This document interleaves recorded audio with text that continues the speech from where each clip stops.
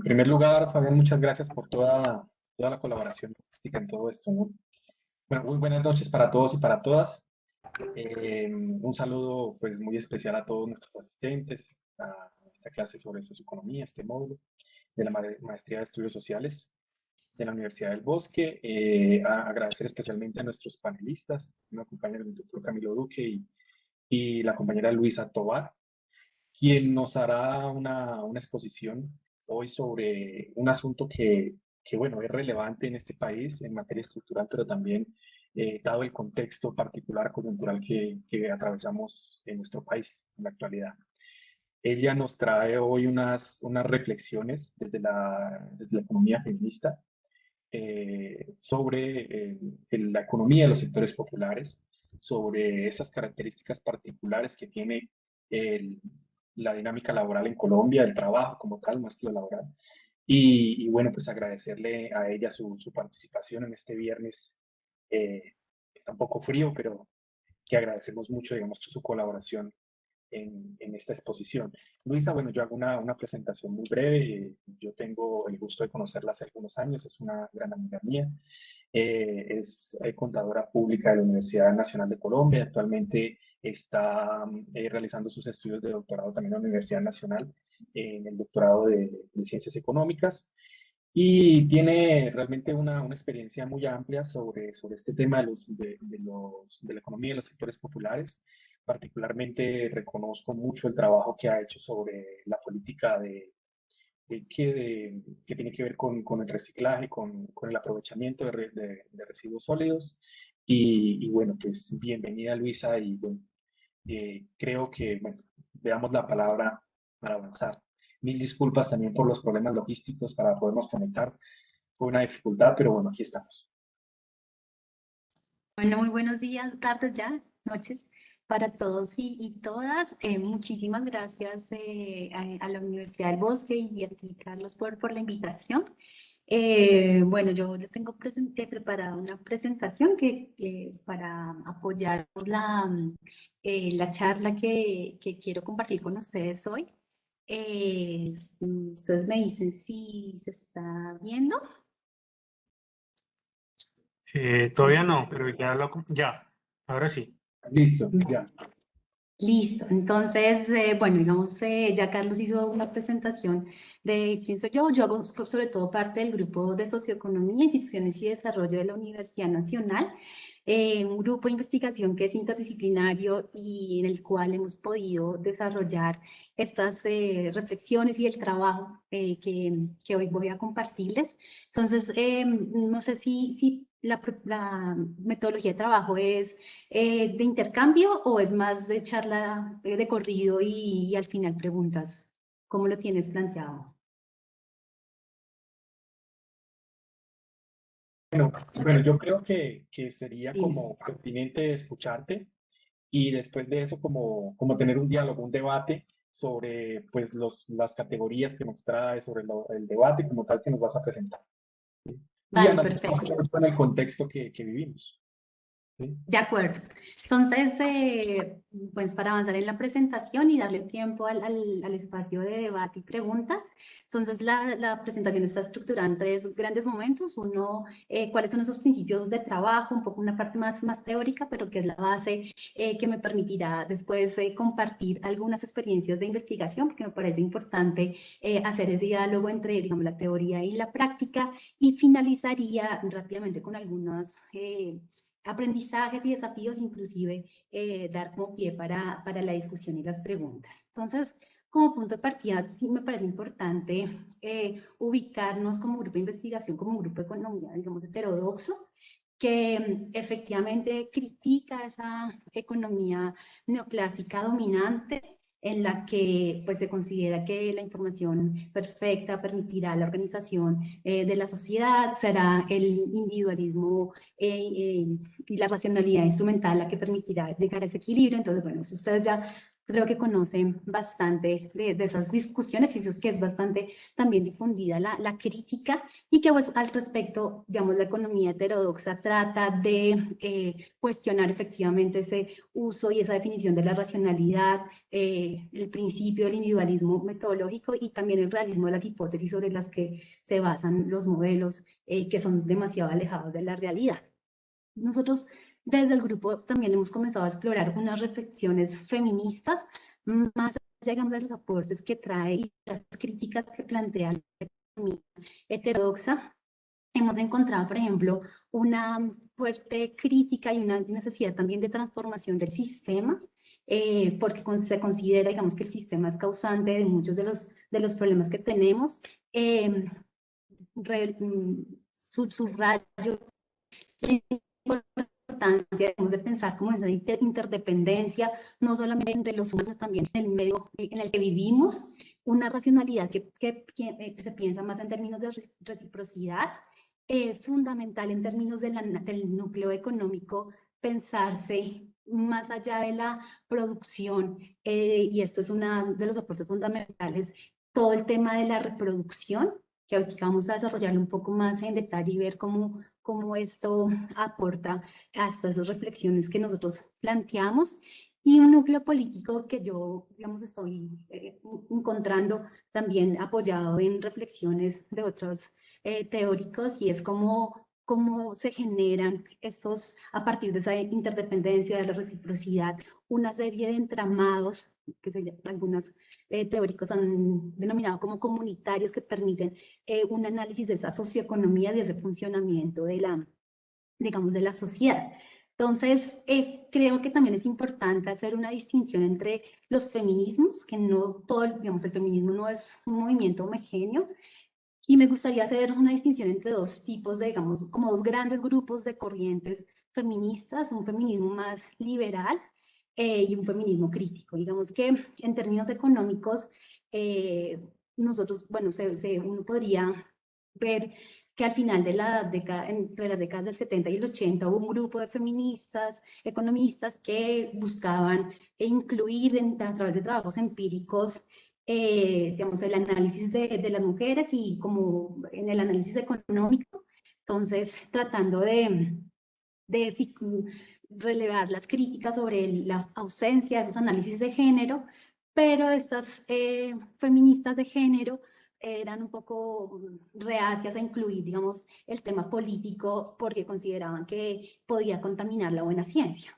Frente a esta postura, sobre todo, en los 90 surgen unas economistas como Julie Nelson y Sandra Harding, quienes afirman que no solamente es una cuestión de vincular la variable género, sino que se trata más, y ellos hablan de un feminismo de la diferencia, de incluir un análisis de cómo el género es una construcción cultural, desafían el individualismo abstracto y también el supuesto del homo económico, y plantean que no es precisamente por la para elegir, digamos, en esa misma lógica racional, que se va a lograr una emancipación de las mujeres. Entonces, a partir, digamos, de estas dos grandes corrientes, en el que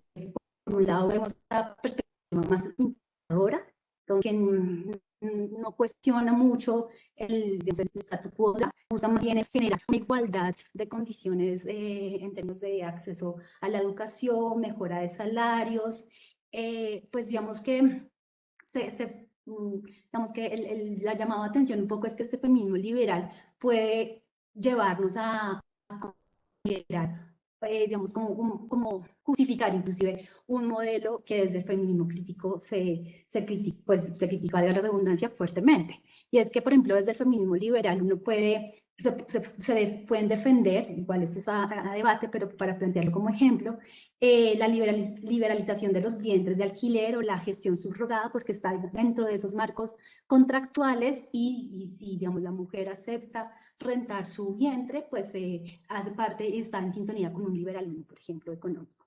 También podríamos pensar y la discusión sobre el libre ejercicio de la prostitución o inclusive la pornografía. Pero entonces aquí la crítica fuerte es que el feminismo Luisa, liberal, se está cortando digamos, un poquito hace se está abstracción. cortando, se oye cortado ¿Entrando? porque no de pronto apaga el video para que, sí, apaga el video Listo. para que,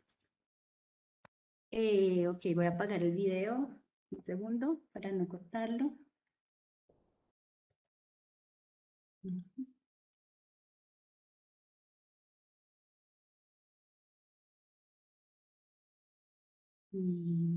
Luisa, está en la parte inferior donde dice mueves tu mouse, debe decir iniciar video, entonces ahí le das donde dice silenciar, iniciar video, compartir.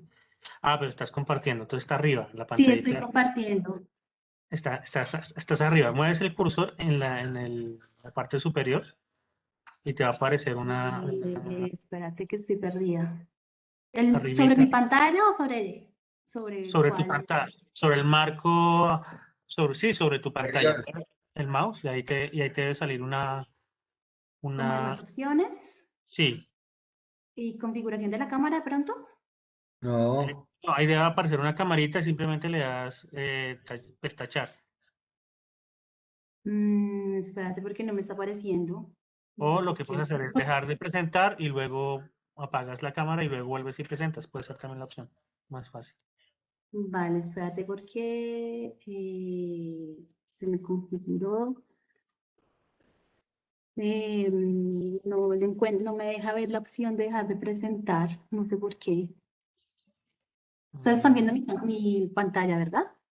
Sí, en este momento estamos viendo tu pantallita y sí, Y donde, porque mira, le dio acá más opciones. ahí arribita debe decir dejar de presentar.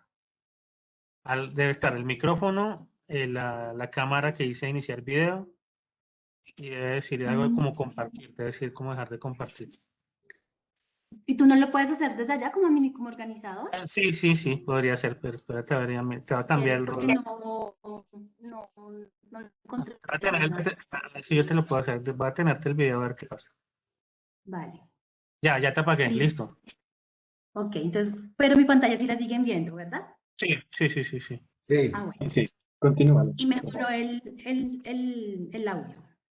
Sí, Vale, bueno, por ahora muchas sí. gracias y bueno, esperemos que la conexión nos favorezca. Entonces les estaba comentando que, digamos, tenemos estas dos perspectivas y es importante como hacer esas distinciones. Y bueno, les comentaba, digamos, cuáles son esos críticas que hace el feminismo, digamos, un poco de ruptura y de transformación al feminismo liberal.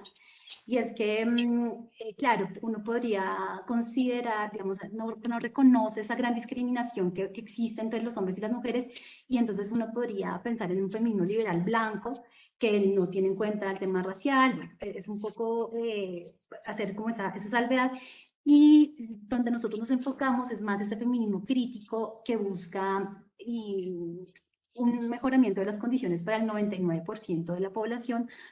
Aquí no solamente incluidas las mujeres, sino también minorías étnicas, raciales. Entonces, es un poco un enfoque más amplio.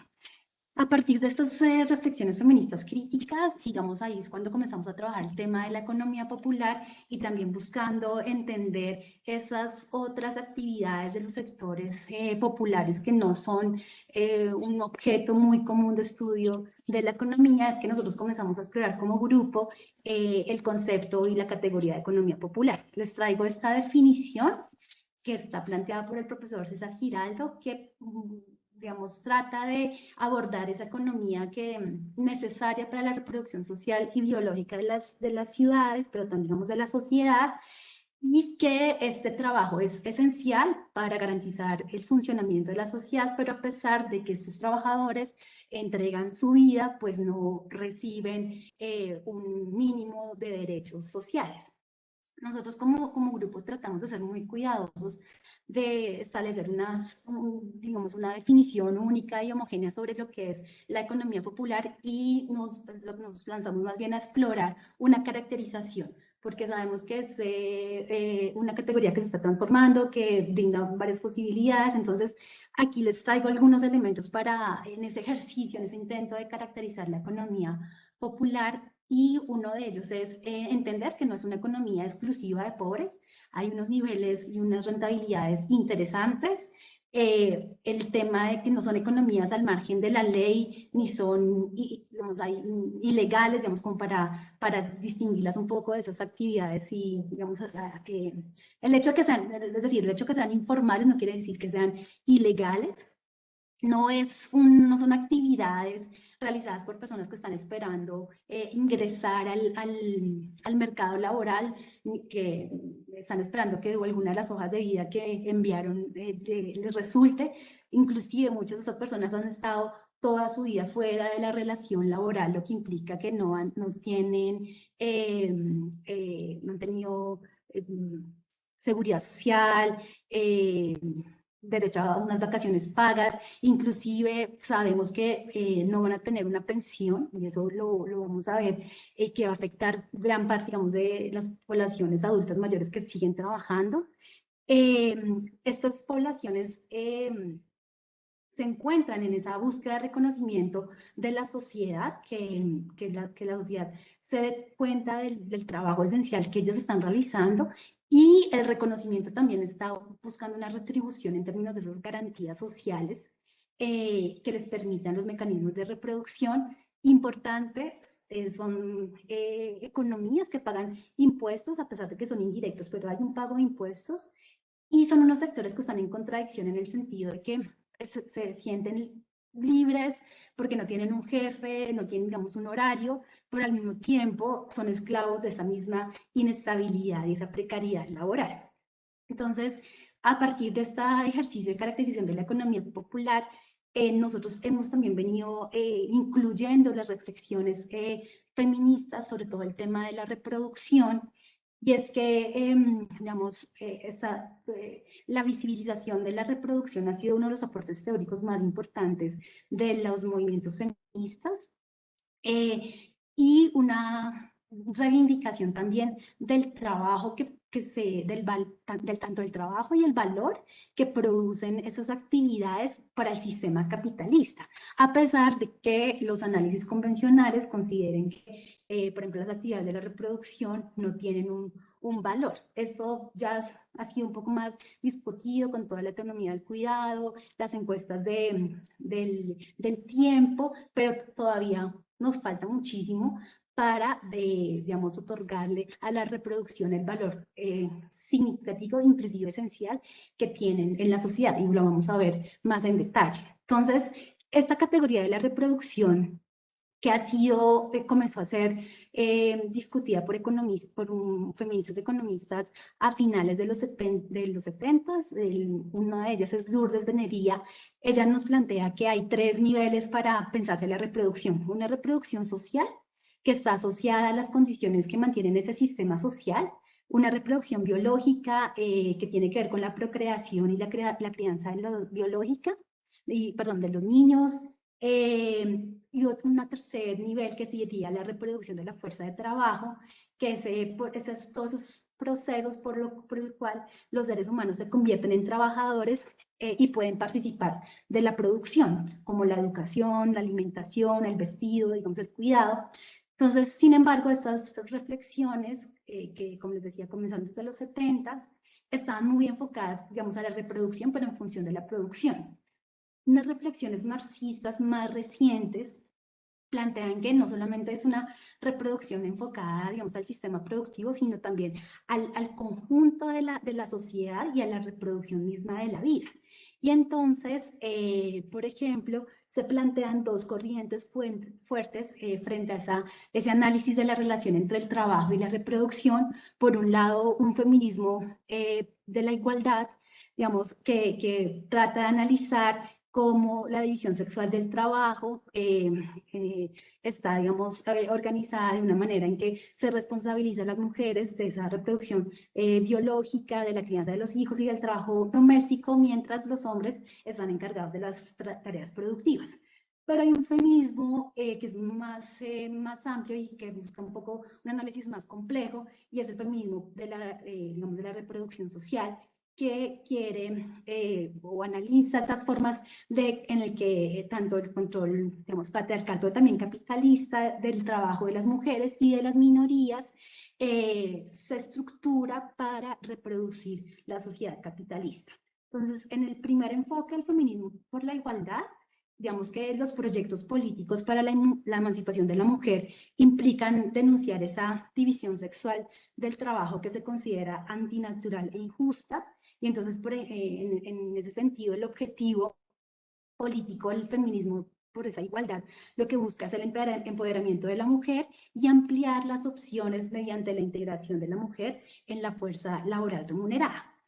Digamos, el feminismo de la reproducción social parte de ahí, pero va un poco más allá y plantea que, digamos, es la opresión que, digamos, para generar digamos, un movimiento político tendría que pensarse no solamente en términos de esa opresión basada en la división sexual y moral del trabajo, sino que tiene que considerar una configuración política y económica que denuncie la lógica deshumanizadora de la acumulación capitalista, y en ese sentido la libertad se imagina como una reorganización total del trabajo para evitar la tendencia que tiene el capital de privatizar y deshumanizar los procesos de producción que están involucrados en la satisfacción de las necesidades y la reproducción de la vida. Entonces, en esta segunda línea, se desarrolla una perspectiva teórica bastante interesante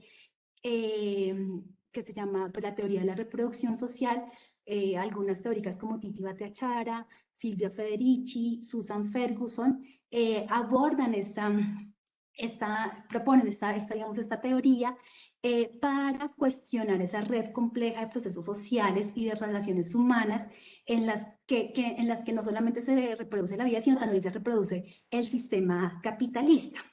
Y es que, digamos, resumidamente, lo que propone la teoría de la reproducción social es considerar esos dos espacios separados, pero que están articulados. Entonces, por un lado tenemos el espacio de la producción y por el otro lado el espacio de la reproducción de la fuerza de trabajo.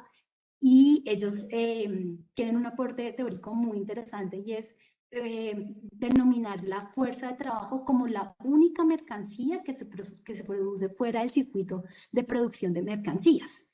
Entonces, lo que hace, digamos, la teoría de la reproducción y estas teóricas es llamar la atención de que, digamos, la fuerza de trabajo también tiene un sistema de reproducirla, que son todas las actividades de la reproducción, y que estas actividades no son valoradas, no son tenidas en cuenta, pero sí están alimentando el sistema y el sistema está obteniendo ganancias y aprovechándose de ello. Entonces, en términos, digamos, de las reflexiones que nosotros hemos venido teniendo con las actividades de los sectores populares, traigo a colación 5 elementos que son importantes para los análisis que tratamos de hacer. Y uno, esa comprensión de la totalidad capitalista, porque no solamente pensamos la producción, sino comenzamos a comprender y a entender la lógica social vinculada a la reproducción, y cómo hay un dinamismo en el que tanto la producción y la reproducción están mutuamente constituidas, generando dinámicas de dominación, de exclusión. Otro elemento es que el trabajo como categoría central se plantea, pero no solamente en términos de la producción, sino también de la reproducción. Digamos, el trabajo como categoría central siempre ha estado en la economía, desde autores clásicos como Smith, Ricardo, Marx, inclusive el físico. Pero, digamos, el aporte que trae esta teoría de la reproducción social es llamar la atención sobre el trabajo de la reproducción. Y esas son unas reflexiones más recientes, y además, digamos, y lo importante de este elemento es que nos permite entender por qué es que al capital le interesa asegurar la reproducción de la clase trabajadora y por qué entonces hay una preocupación del capital y también del Estado de controlar y regular la reproducción femenina y de otras minorías. Esta es una reflexión de Silvia Federici que es bastante ilustradora, sobre todo, por ejemplo, el tema del aborto. Entonces, pensaríamos que el aborto es más una cuestión moral, pero a partir de eso nos damos cuenta de que es una cuestión de cómo el sistema busca reproducirse y mantener esas condiciones de su reproducción. Un tercer elemento es que esta teoría denuncia la separación de los trabajadores de sus medios de vida como un mecanismo para controlarlos, pero también para apropiarse del valor y del excedente. Y un cuarto elemento es la importancia política de la reproducción social.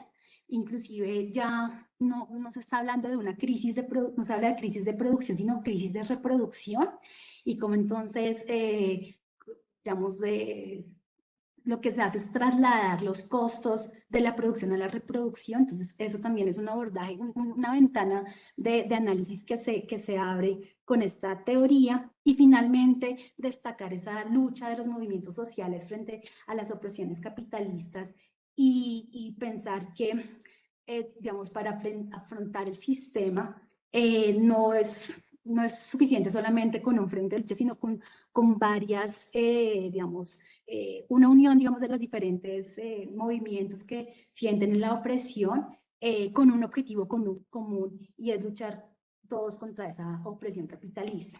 Entonces, a partir de esos aportes de la teoría de la reproducción social, lo que nosotros también como grupo de investigación hemos rescatado es que no se hace parte de la sociedad simplemente por estar vinculado a la esfera de la producción, digamos, ser un asalariado, sino que todos participamos de una actividad humana y hacemos parte efectivamente de una realidad mucho más amplia a la que le damos sentido mientras se reproduce la vida misma. Y lo que aquí está en juego, que es un eslogan que ustedes han escuchado bastante, es eso: la defensa de la reproducción de la vida frente a las amenazas del capital. Entonces, ya para aterrizar estas discusiones en una perspectiva más de los trabajos de investigación que nosotros hemos desarrollado, seleccioné 3 experiencias que hemos acompañado. Nosotros como grupo de investigación apostamos a ese diálogo de saberes y que no voy a entrar en detalle con todas. Lo que me interesa es darles ese como abrebocas de lo que puede implicar estas reflexiones que siguen en construcción en un trabajo más concreto en campo. Entonces, todo el tema de organizaciones de recicladores que hemos venido acompañando desde 2015, una experiencia muy interesante de gestión de residuos a nivel rural que se llama Banca Alimentos, y unas exploraciones que estamos desarrollando actualmente con un proyecto que se llama Red de Faros Agroecológicos. Entonces, digamos que el tema de las organizaciones de recicladores para nosotros ha sido muy valioso abordar esas discusiones de política pública, porque creemos también que lo importante, digamos, las apuestas y las potencias de las transformaciones tienen que materializarse en política pública, y en ese sentido el reconocimiento que no han tenido estas poblaciones, digamos, creemos que de alguna manera con el trabajo que se hace también es buscar una interlocución para que esas poblaciones puedan de alguna manera participar en esa formulación de política pública. Entonces, a través de las organizaciones de recicladores hemos visto todo el tema de la inclusión social, la formalización, la bancarización, el tema del endeudamiento, cómo se generan unos procesos de extracción del excedente de estos sectores populares.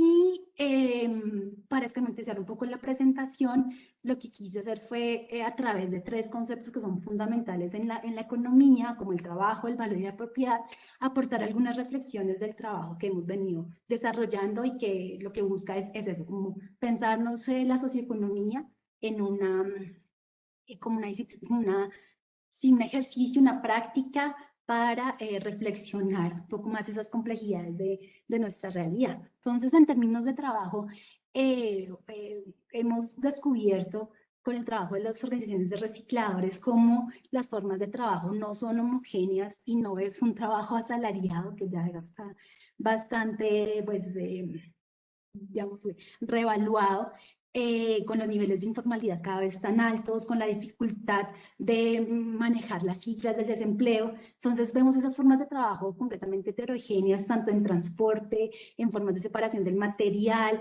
en el contacto con los usuarios, en los horarios, en la problemática de los adultos mayores, inclusive de las personas con discapacidad, sin ninguna garantía. Inclusive esta actividad tiene unos riesgos laborales bastante altos que no están cubiertos.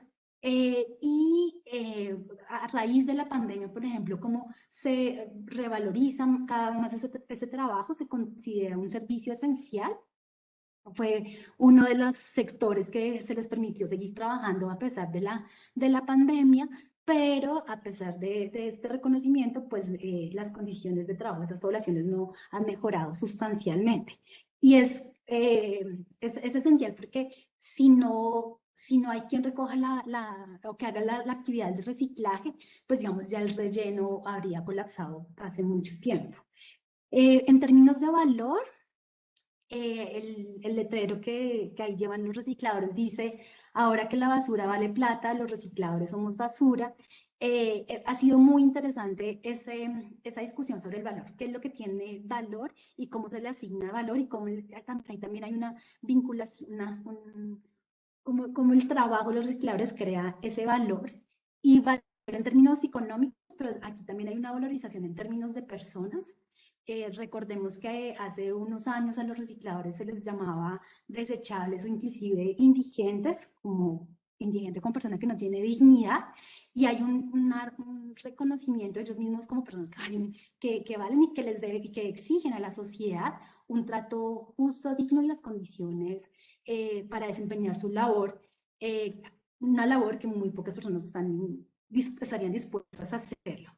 Y en términos de propiedad, digamos que esta discusión entre a quién pertenecen los residuos, nos damos cuenta que entonces el residuo y la propiedad también son dinámicos. Entonces la propiedad del residuo se privatiza cuando hay un interés del mercado a partir del trabajo que hacen los recicladores de salvar esos materiales, pero cuando ya el material no se pudo salvar y está contaminado, entonces se vuelve un problema público del cual nadie quiere hacerse cargo. Entonces, simplemente son algunas pistas de cómo podemos ir integrando estas reflexiones socioeconómicas a este análisis de estas realidades.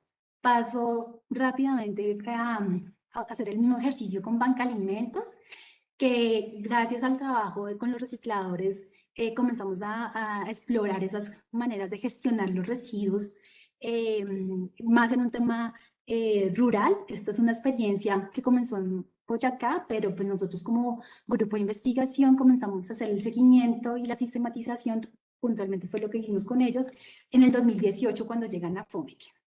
Y entonces esta innovación social lo que hace es valorizar los residuos asignándoles unos puntos para ser intercambiados por productos alimenticios y el aseo. Entonces Olga Bocarejo, que es la líder, una mujer rural, que identificó dos problemas en la realidad colombiana,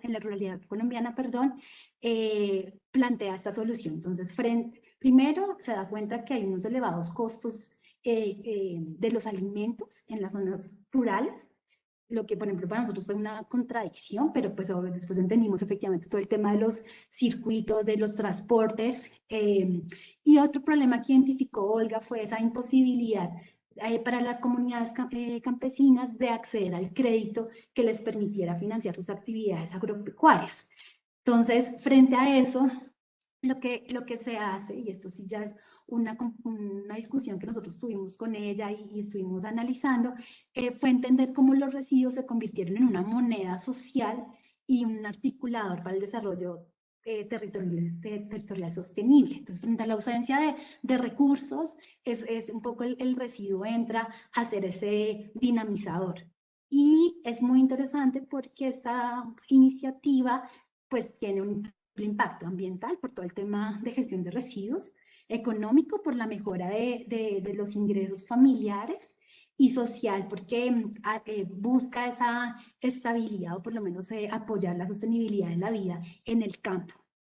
Entonces, igual en términos de trabajo, para nosotros fue muy interesante ver el trabajo más colectivizado.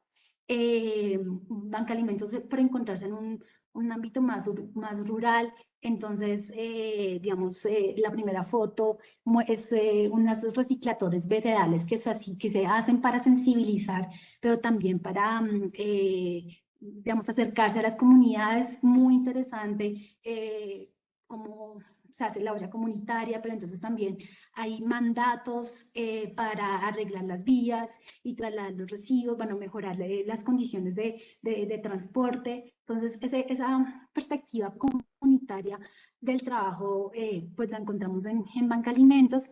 En términos del valor, igual por la cercanía con el intercambio, pues hay una noción de trueque y entonces no hay una búsqueda solamente de un valor por obtener un beneficio, sino que hay igual una colectivización de los esfuerzos y contrastando esta experiencia con el trabajo de campo en el ámbito, digamos, urbano. Por ejemplo, esa cercanía que tiene Banca Alimentos con las comunidades permite que los residuos sean muy limpios y muy bien separados. Entonces, digamos, no hay un mayor costo ni en tiempo ni en esfuerzo de limpiar y separar el material, y eso permite que haya una mayor valorización de los residuos. Inclusive ellos también trabajan con materiales que no son comerciables, por ejemplo el icopor, porque bueno, el icopor me imagino que ustedes conocen que no tiene un valor en el mercado porque no pesa casi tanto. Entonces no, pues el mercado, digamos, de los reciclables no tiene en cuenta, pero a pesar de ello Banca Alimentos sí lo recibe para ser consignado y lo transforma en cojines. Entonces, bueno, esa transformación del valor y también de la valorización del territorio y cómo se requiere proteger digamos, el medio ambiente es bastante interesante. Y bueno, en términos de propiedad, un poco como sigue existiendo obviamente unas propiedades privadas, pero están un poco al servicio de las comunidades. Entonces, inclusive una revalorización del territorio colectivo, porque ustedes saben que FOMIC alberga una gran parte del páramo de Chingaza, que es bueno, quien surte de agua del 70% del agua en Bogotá. Y rápidamente contarles también esta experiencia que estamos desarrollando desde el año pasado, que es identificar en 3 municipios de la provincia de Oriente, que son Ubaque, Choachí y Fomique, esas diferentes experiencias de transición a la agroecología, pero que también están vinculadas a las discusiones sobre economía social y solidaria, el tema de soberanía alimentaria, los circuitos cortos. Entonces, lo que estamos haciendo, pues es un trabajo que todavía no digamos, estamos en plena digamos, discusión, trabajo de campo. Tenemos la dificultad de la pandemia, entonces hemos tenido que recurrir a la virtualidad, pero a pesar de ello se ha logrado contactar a algunas personas, inclusive hacer semilleros con algunas comunidades de digamos, de este territorio. Entonces, por ahora lo que también estamos explorando es eso, en términos de trabajo, las condiciones tan precarias del campo, ese envejecimiento de la población causado por una gran migración urbana, personas sin seguridad social, en un completo, digamos, abandono, y el esfuerzo también, digamos, que requiere el trabajo en campo, digamos, en el área rural, que es muy pesado. En tema de valor, hemos visto esa revalorización de lo que significa la vida, ¿no? Y entonces el tema de la buena alimentación, acompañamos algunos ejercicios de canastas agroecológicas que buscan llevar productos de buena calidad a la ciudad, que no estén contaminados, pero sobre todo que lleguen a clases populares y con precios populares. y que también haya una retroalimentación, digamos, un conocimiento de lo que implica todo el esfuerzo para que lleguen, no solamente que lleguen, sino producirlos. Además, porque esta región fue una de las, digamos, donde se inició primero todo el tema de la Revolución Verde.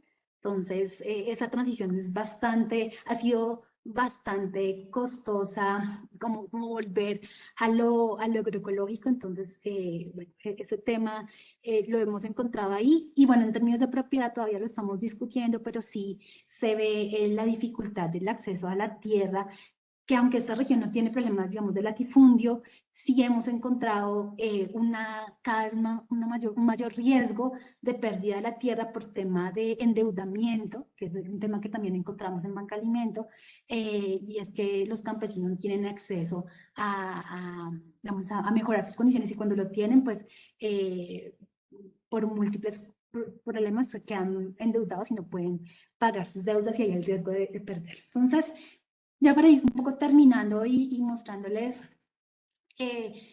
lo que quiero en esta parte final es ver, bueno, esas experiencias, pero también cómo se van tejiendo diferentes vínculos y reflexiones, inclusive trabajos entre esas experiencias, que era lo que les comentaba, los trabajos entramados comunitarios, y hemos encontrado un elemento que me parece importante, y es el manejo de los medios de comunicación.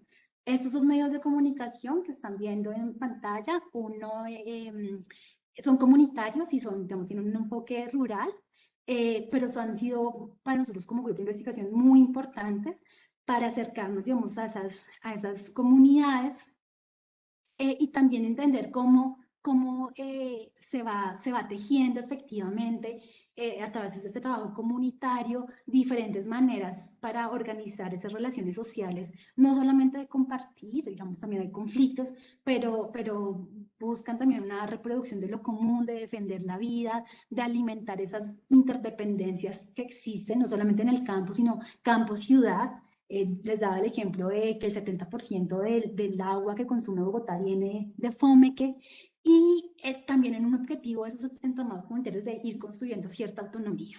Entonces, el periódico El Sirirí es un periódico rural, y que tiene, lo interesante es que tiene un sistema de pago mixto de la pauta.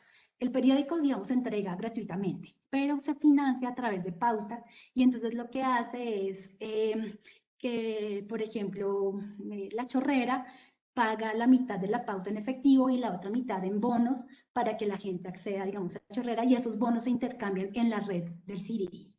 Y Ondas de Mortiñal, que los invito a buscarlo en Facebook, es una radio comunitaria por WhatsApp que comenzó buscando solucionar problemas concretos en sus comunidades, pero ya, digamos, se ha extendido a un ejercicio de, por ejemplo, avistamiento de aves, de que se perdió el ternero, y entonces para ir a encontrarlo. Entonces tiene un ejercicio de solucionar esos problemas concretos, pero también todo un trabajo de revalorización de la cultura campesina, y sobre todo una lucha para evitar el éxodo a las grandes, digamos, a las urbes, muy, muy interesante, y que recomiendo que por lo menos lo puedan ustedes hacer el seguimiento por Facebook.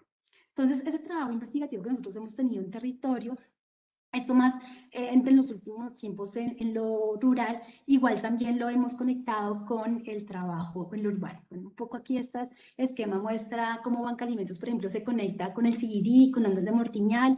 Hay una cervecera que se llama La Fomequeña, y entonces ellos depositan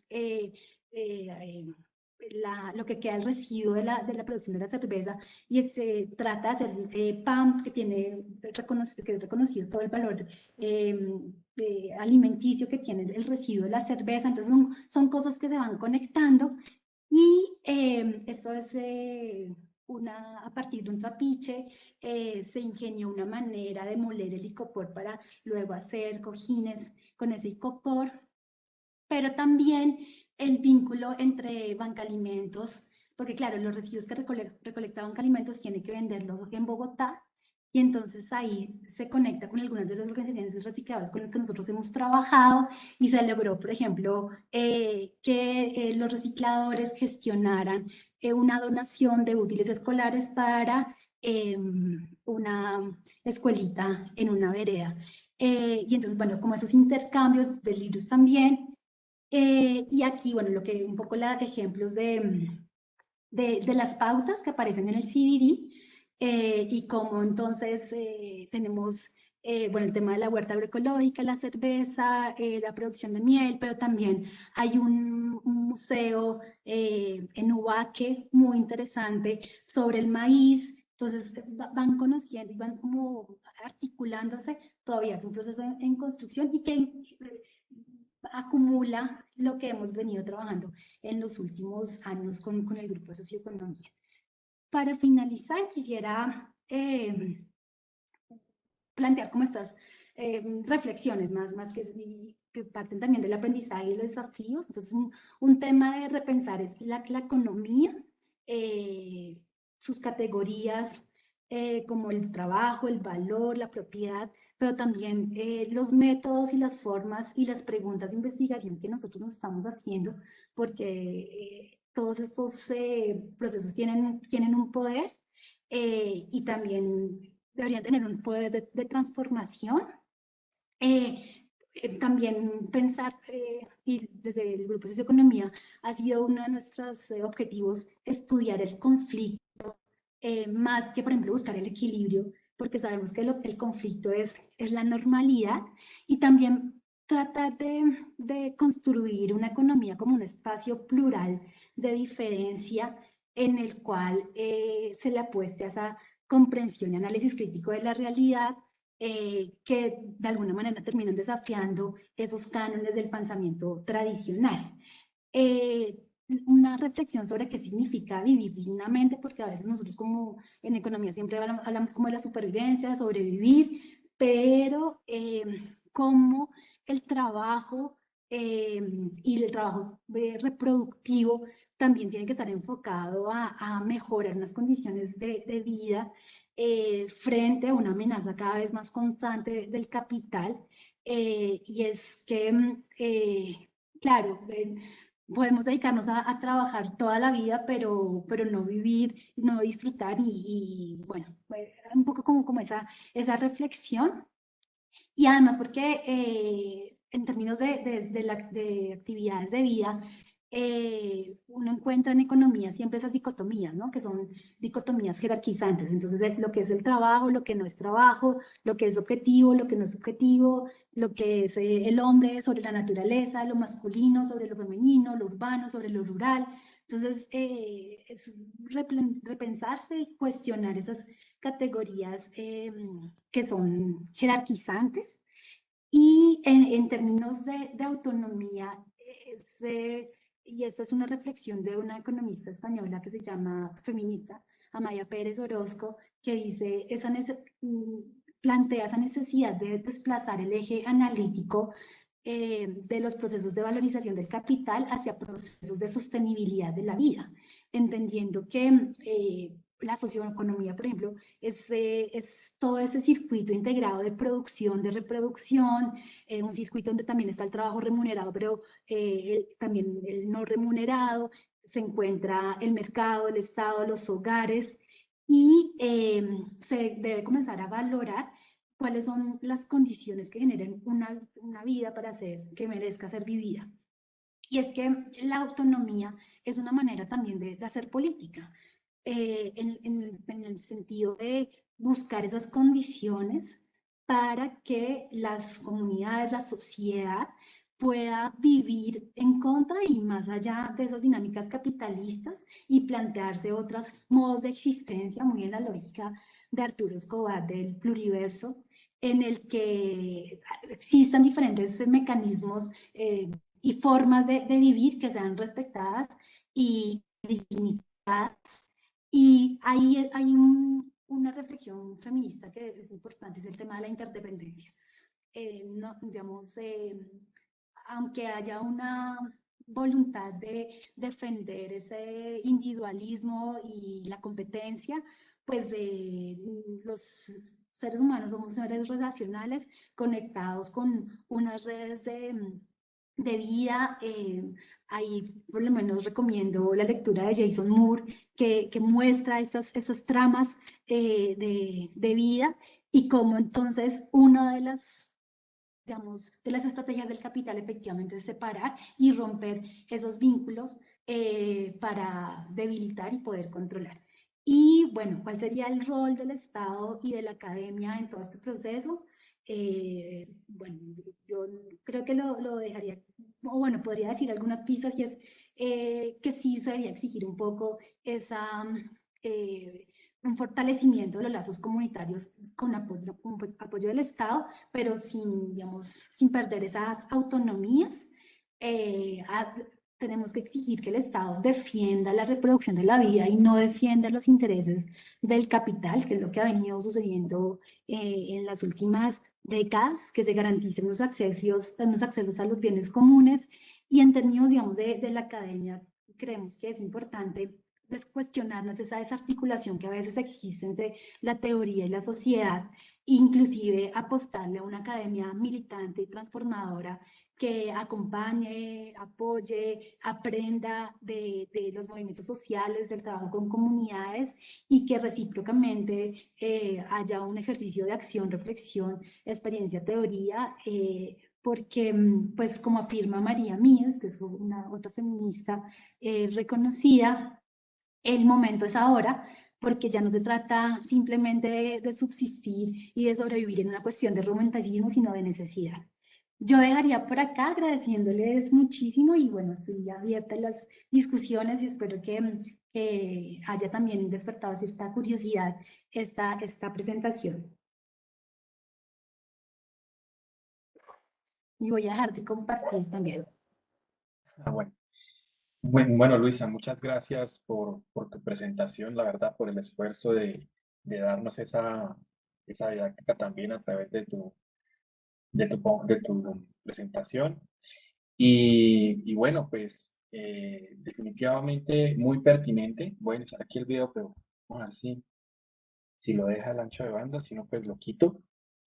Bueno, nuevamente gracias por tu presentación. Sin duda, creo que el momento tan difícil que vivimos en Colombia, en el cual una gran cantidad de personas, especialmente jóvenes, encuentran una situación en la cual el futuro es, además de incierto, como ya se conoce o se debate, digamos, en la teoría económica, es una incertidumbre que no deja espacio para algo realmente positivo, la tragedia, que la desestabilidad, el miedo y particularmente la no posibilidad de progreso o de subsistencia aparecen en un entorno particularmente grave como una pandemia, ¿sí?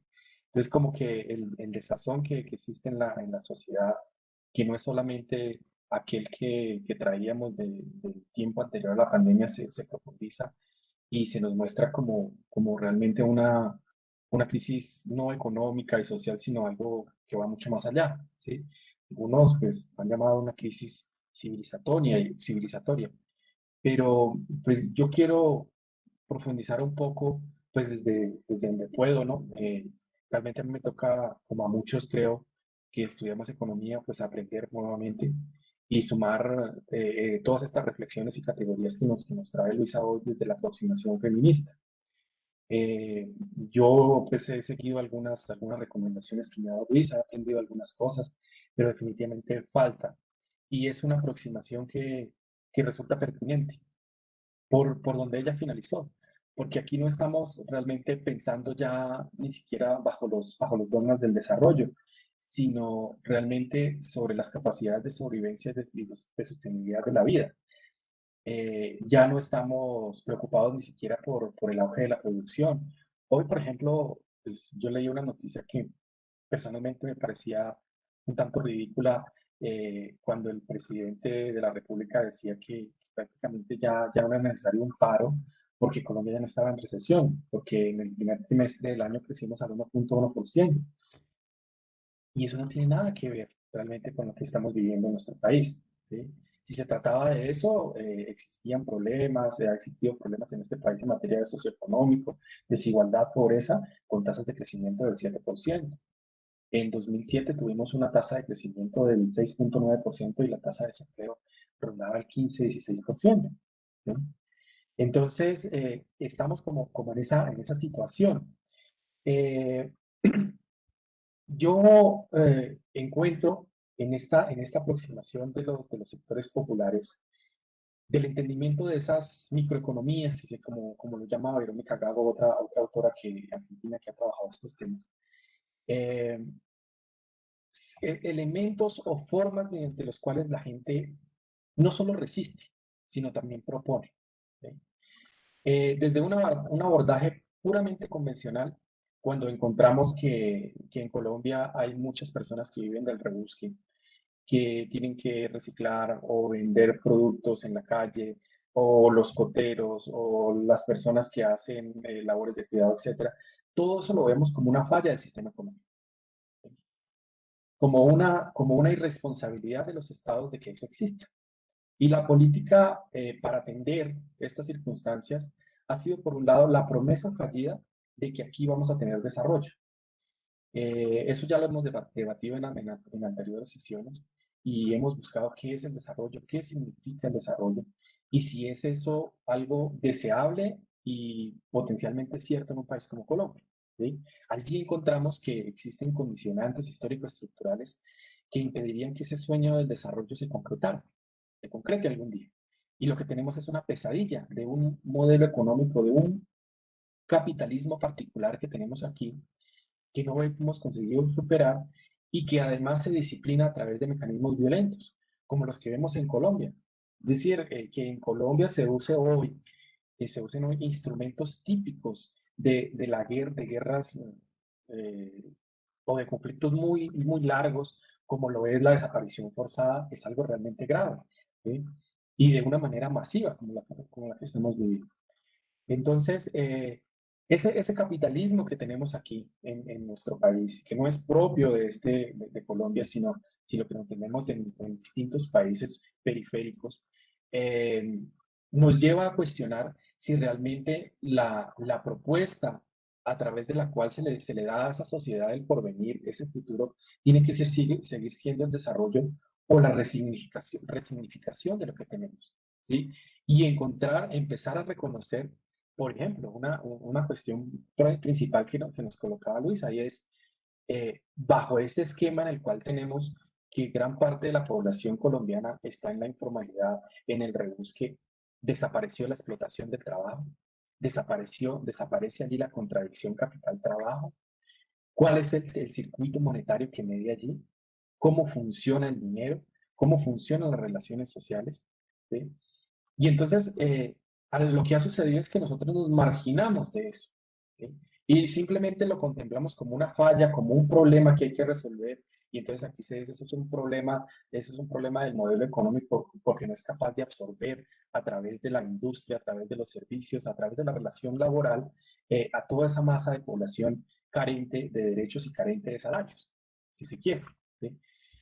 Entonces, como lo dice el profesor César Giraldo, lo que se encuentra en el mundo, que no solamente en Colombia, es que cada vez más la relación o que hay entre la garantía de derechos de la mayor parte de la población y su fuente no está dado por la relación laboral, sino que allí median otras formas, otras relaciones en las cuales pues, Luisa nos da como una aproximación para entenderlas. ¿Sí? Entonces, esa gran masa de la población, algunos nos dicen, realmente son considerados empresarios, pueden ser considerados trabajadores o en otros casos, pues son considerados delincuentes. Entonces, allí hay un uso de las categorías que no nos permiten ver otras posibilidades alrededor de esta generación de valor. Allí Luisa nos mostraba como esa triada entre lo que es trabajo, valor y propiedad, ¿sí? Allí se pueden sumar otras dimensiones para entender esa realidad. Una en particular, pues es por ejemplo, el tema del dinero. No sé si tendremos ocasión más adelante de tener otra participación, otra conferencia con un experto para que nos hable de estos asuntos. Entonces, volviendo con el tema principal, y es esa masa de personas sin trabajo o que sin trabajo formal, ¿de dónde viene, digamos, su generación de excedente? ¿Realmente generan valor o no generan valor? Yo aquí recurro al profesor César Giraldo en un documento de este año, del año pasado, perdón, que publica y él dice que los sectores populares acceden cada vez más a los ingresos, cada vez más por las relaciones informales que por relaciones salariales formales. Y a su vez se suman otras fuentes. Otra fuente principal es el Estado, es decir, a través de los subsidios, de la asistencia, genera rentas monetarias para estas poblaciones. Y claro, también los espacios en los que están, por las condiciones de marginación que se tiene y de exclusión, también las rentas provienen de la economía delictiva, lo dice. Entonces tenemos tres fuentes mediante las cuales el grueso de la población colombiana encuentra, digámoslo así, una subsistencia o una pervivencia, una reproducción social, si acudimos a las categorías de Luis. Entonces, por un lado, todo lo que se genera en eso que llamamos como economía informal, donde entran varios casos señalados por Luis en su presentación, entran el Estado a través, digamos, de las rentas, de los subsidios que otorga, y el otro está, pues, la cuestión delictiva. ¿Sí? Entonces, allí está como, perdón, el análisis desde el consumo. Pero otro análisis que tenemos otra dimensión o otro nivel de análisis en el que tenemos que involucrar a este grueso de la población es cómo es la producción, ¿sí? ¿Cuáles son las relaciones, las formas, la manipulación de los insumos, las relaciones, las redes, los cuestionamientos sobre el valor que se genera, sobre las posibilidades, el financiamiento, y todo eso pertenece a la esfera de la producción, y prácticamente todo eso es como una caja negra en la cual nosotros no conocemos, ¿sí? Es decir, nosotros no conocemos nuestro capitalismo, ¿sí? En el detalle, tal vez en una dimensión histórica general, o sea, podemos colocar unos factores agregados, allí se tiene una caracterización, pero ir al fondo de estas particulares, de estas microeconomías, es un trabajo que aún, digamos, necesita de exploración. Hay esfuerzos muy interesantes como los que muestra Luisa principalmente para dos para áreas rurales y uno para área urbano, como es el tema del aprovechamiento de los recursos, de los residuos sólidos. ¿Sí? Entonces, esa invitación que nos trae Luisa de indagar, de cuestionar la forma mediante la cual analizamos desde las categorías del mainstream en economía, e inclusive de propuestas heterodoxas que se pueden quedar cortas, ¿sí? Es relevante para analizar los problemas sociales de Colombia y de lo que está sucediendo. O sea, según las cifras del DANE, la pobreza ya supera el 42% en Colombia, ¿sí? Se habla de un retroceso de más o menos una década en ese indicador, pero a su vez tenemos un montón de desempleados y de personas que al perder ese empleo formal van a tener que rebuscarse y van a entrar en esta lógica, ¿sí? Entonces, más que ver un problema allí, debe haber una iniciativa de reconocimiento de lo que se genera allí, ¿sí? Un cuestionamiento sobre cómo el Estado actúa, sobre cómo la sociedad actúa y, por supuesto, cómo la academia trata, digámoslo así, esos problemas que hacen parte de la investigación y del análisis. Entonces, quería como dar esa opinión, ese comentario para dar la palabra a los estudiantes y a los demás asistentes. Y nuevamente, gracias a Luisa por su presentación. Vale, Carlos. Si quieres, el estudiante Juan Pablo hace un comentario para Luisa, entonces pues lo voy a leer. O no sé si Juan Pablo quisiera él mismo hacerlo, entonces si él lo quiere hacer, que me escriba acá por chat o me alce la mano y yo le doy el uso de la palabra. No sé, Juan Pablo, si te animas a expresar tú mismo tu comentario. Listo, ya te voy a dar el uso de la palabra. Dale, Juan. Hola, buenas noches. ¿Sí me escuchan ahí, profe?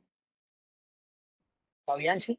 Sí, señor, perfecto. Escuchamos. Bueno, sí, bueno, pues entonces como para complementar pues el comentario que hice, pues sí me parece muy importante este espacio, pues doctora Luisa, porque realmente para mí el feminismo, yo lo conozco ahorita como teoría en este cuarto semestre, que estoy ahorita cursando de ciencia política.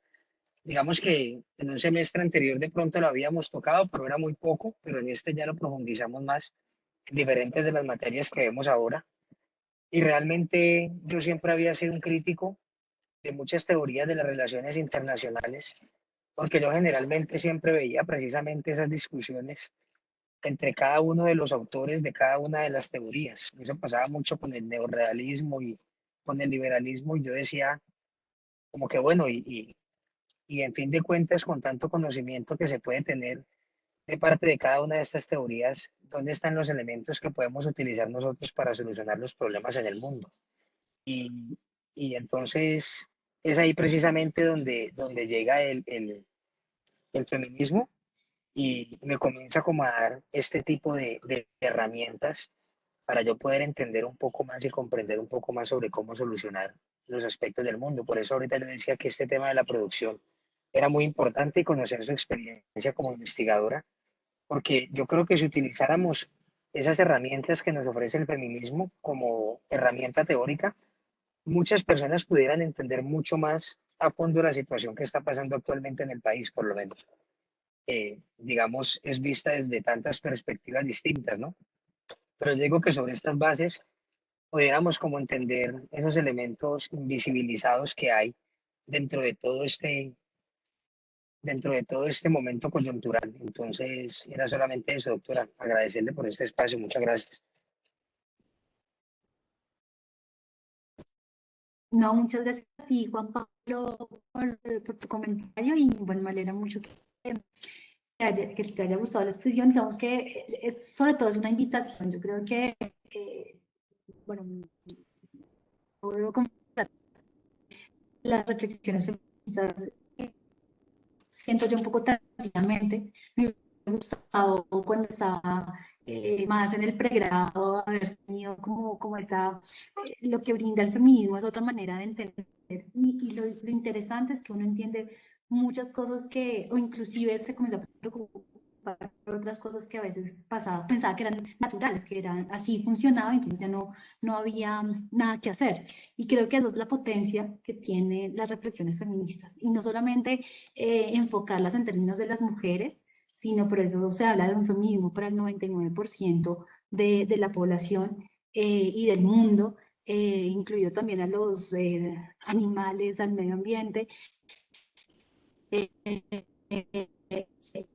Y es que, digamos, pienso es cuestión de que efectivamente es sobre las mujeres que uno va con esas violencias y esos mecanismos obedizantes, pero la propuesta, y esto es una reflexión que trae Laura Rita Segato, perdón, que es una antropóloga argentina, y es que la violencia puede ser más visibilizada y efectivamente es cada vez más atroz sobre las mujeres, pero hay una violencia que permea, digamos, toda la sociedad.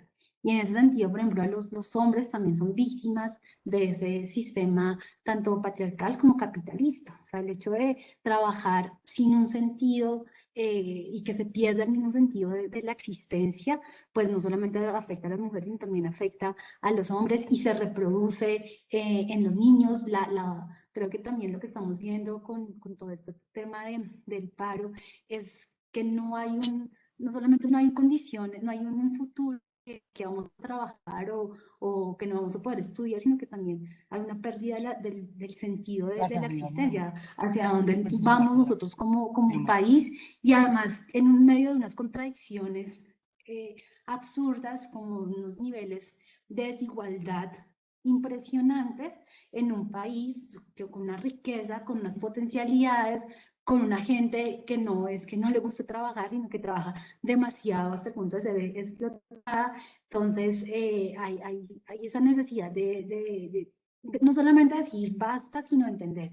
Entender, y yo creo que esa es mi intención, sobre todo era una invitación a abordar esas reflexiones feministas que, como les digo, yo creo que llegué un poco tarde, inclusive todavía estoy descubriendo muchas cosas, pero después de que tú lees El Calibán y la bruja de Silvia Federici, te das cuenta que eso es una cuestión no solamente de las últimas décadas, sino que la dominación y la explotación lleva siglos. Y por eso es tan difícil cambiar esta estructura social que se ha ido construyendo y fomentando y reproduciendo y reforzando de siglos. Entonces, me alegra mucho que un poco haber logrado transmitir esa invitación a estos aportistas y claro, también es que son bastante riesgosos. Realmente no, por eso planteaba yo la necesidad de pensarnos el feminismo en esa invitación de transformación. Para transformar, lo primero que hay que hacer es entender y de esa manera comenzar a explorar esas transformaciones. Entonces, muchísimas gracias por tu comentario, Juan Pablo.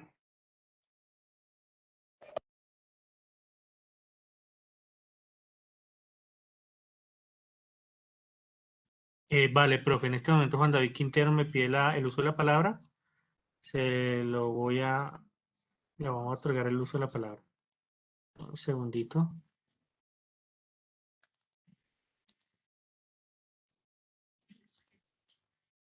Juan David, dale. ¿Sí me escuchan ya? Sí, te escucho, te escuchamos. Sí. Bueno, primero que todo, pues, un cordial saludo a la doctora Lisa Tovar. Y bueno, quería mencionarle, bueno, más que todo una pregunta, preguntarte acerca de, digamos, cómo podríamos nosotros, digamos, poder conciliar todas esas demandas sociales a partir de la economía feminista, ¿no? Porque de cierta manera, pues, ya se ha hablado desde la academia hace un tiempo, sin embargo sigue siendo un poco nuevo esto de la economía feminista, abordado ciertamente ampliamente por la doctora Cristina Carrasco, que de cierta manera también abordaba y mencionaba las olas que tú anteriormente nos dijiste sobre, digamos, esta reivindicación de la mujer y el papel de la mujer en la economía, ¿no? Y el rol que tienen esas estructuras sociales posteriores desde lo doméstico hacia afuera, hacia ese espacio público, y que de cierta manera sirven como de una base para poder sostener no solamente el compendio productivo, sino también socioeconómico, ¿no?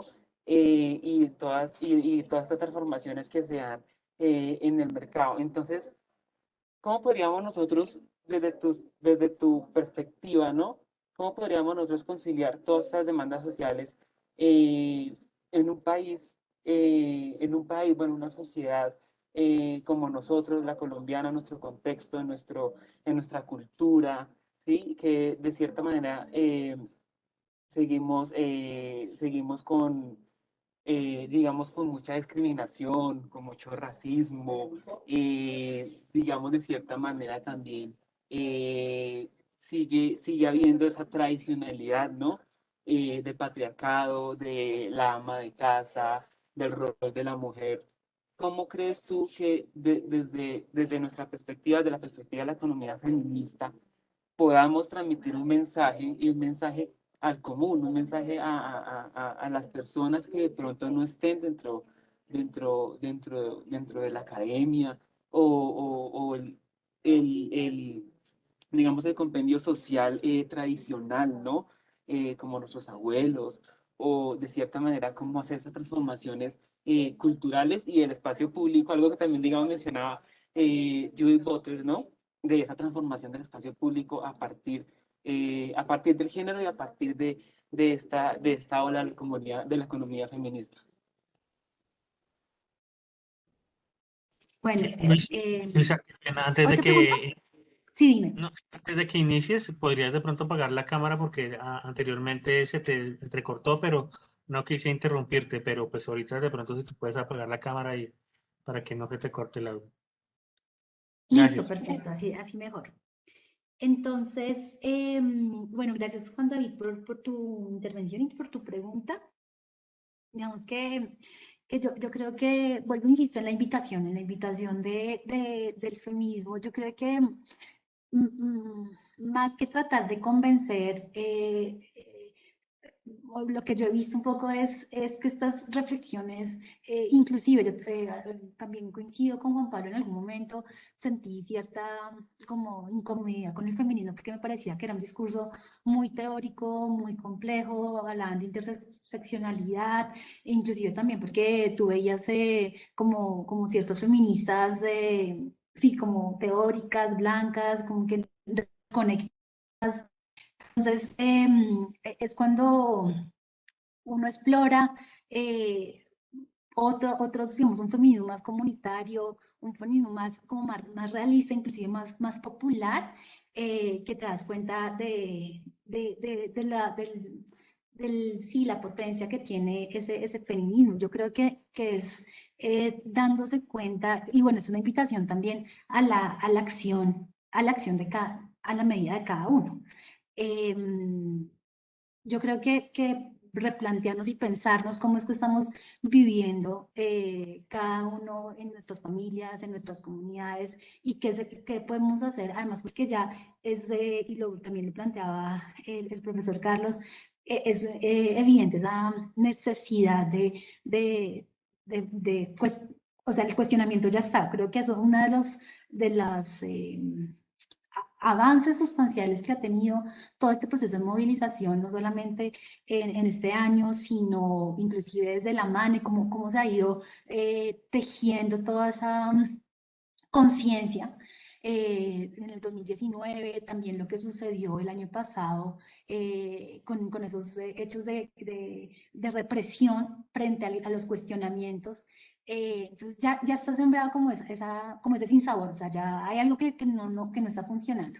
Y entonces es a través de algunas actividades que yo, bueno, he explorado. Para mí, por ejemplo, fue muy sí, muy interesante. Yo no sé si ustedes conocen todo el proceso de las pacas digestoras, que ya venía de hace unos años, desde el 2018 creo que comenzó en Medellín, pero pues con todo el tema de la pandemia en Bogotá, pues hay un proceso de cómo gestionar los residuos, pero no solamente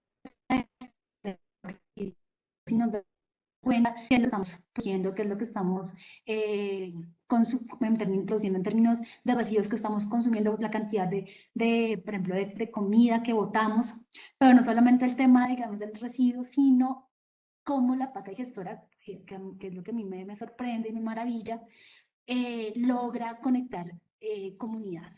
Y entonces, en medio de un confinamiento en el que no podíamos salir de la casa, no podíamos, digamos, socializar, pues encontramos en estas prácticas una manera de acercarnos al otro, ¿no? Y decir, me estoy sintiendo de tal manera, y al final la gestión del residuo es una excusa.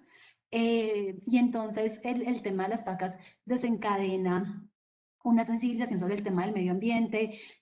Creo que también todo el tema de la pandemia puso a la luz, ya sin pensar que era un mito, todo el tema del cambio climático, digamos, como esas afectaciones que pensábamos que eran discurso, pues se vuelven realidad.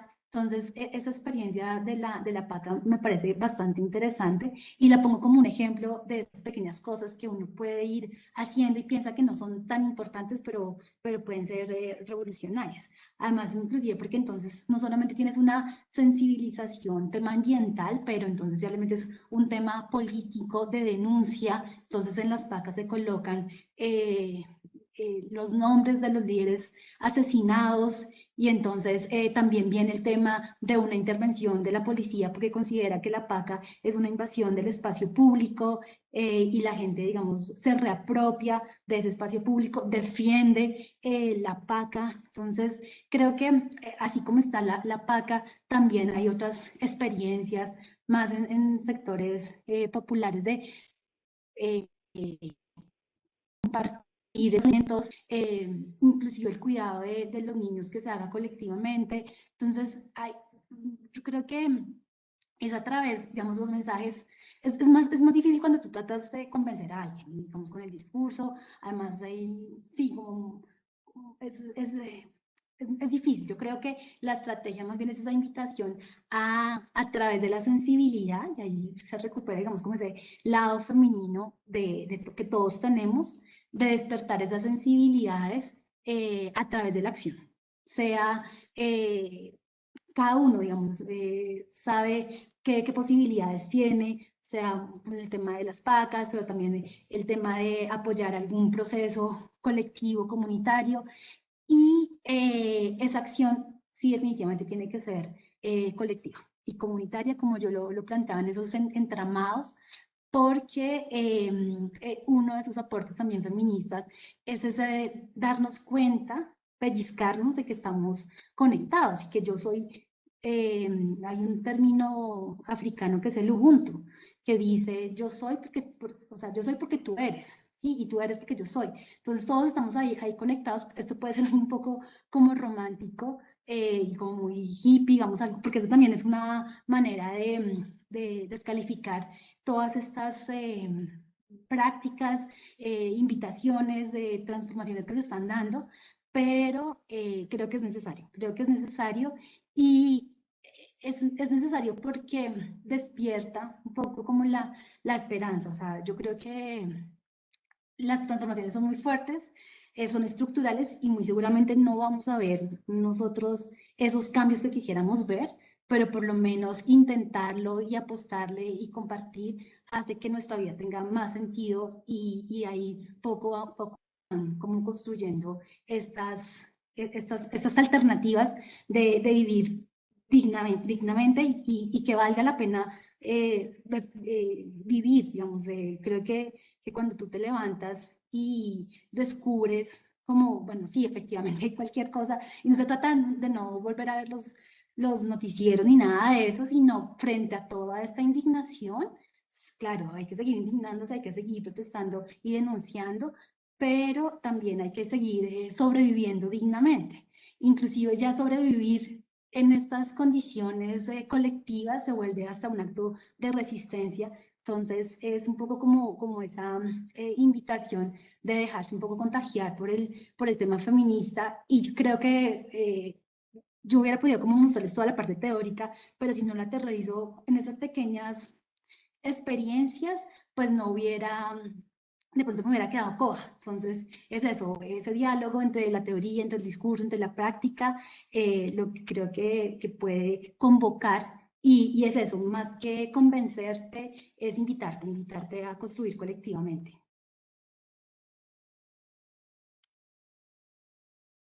Vale, mira, tenemos a Angélica Patiño, alzó la mano, te va a dar el uso de la palabra, Angélica. Ahí ya está. Angélica.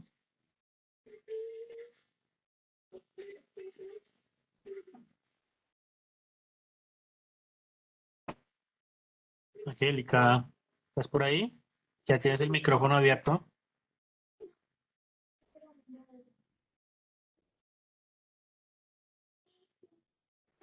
Bueno, mientras Angélica, digamos, hace o logra usar el micrófono, comentarles también que en este momento estamos en transmisión vía Facebook Live y que nos ven y nos escuchan a través del Facebook Live 6 personas.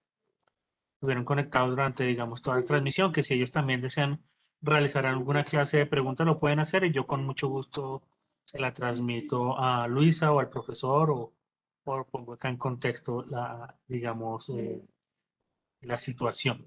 Angélica, ¿tienes habilitada?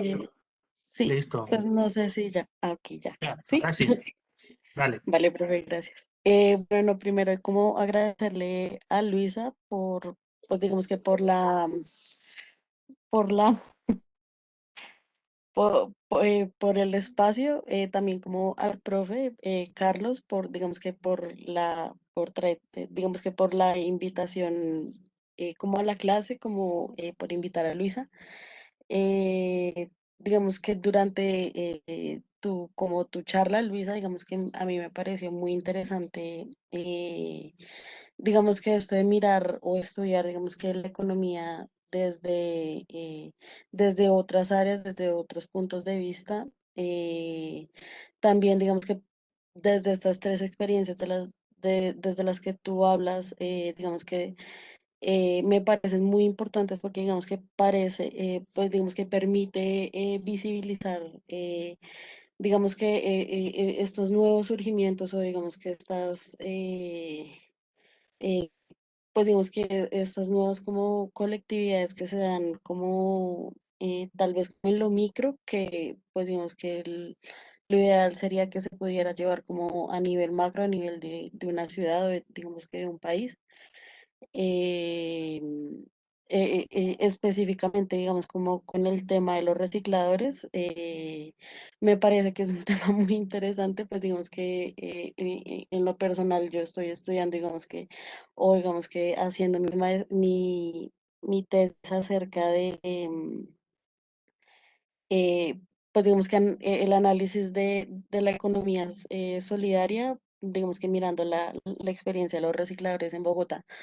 Entonces, pues digamos que cuando tú exponías acerca de la experiencia de estas organizaciones, pues digamos que me parece que es muy clave poder visibilizar esto, porque pues digamos que son lugares donde se están dando como nuevas formas de economía, digamos, son nuevas relaciones con los objetos entre personas, digamos, con la economía también, el negociar ya no con dinero, sino como, pues, digamos, no con moneda, sino con otros productos. Me parece que es algo que se está dando en varios espacios. No sé si en algún momento pueda como conversar un poco más contigo acerca, digamos, del tema de los recicladores, de la economía popular, también como de la economía solidaria. eh, no, ya digamos que eso era como lo que quería opinar.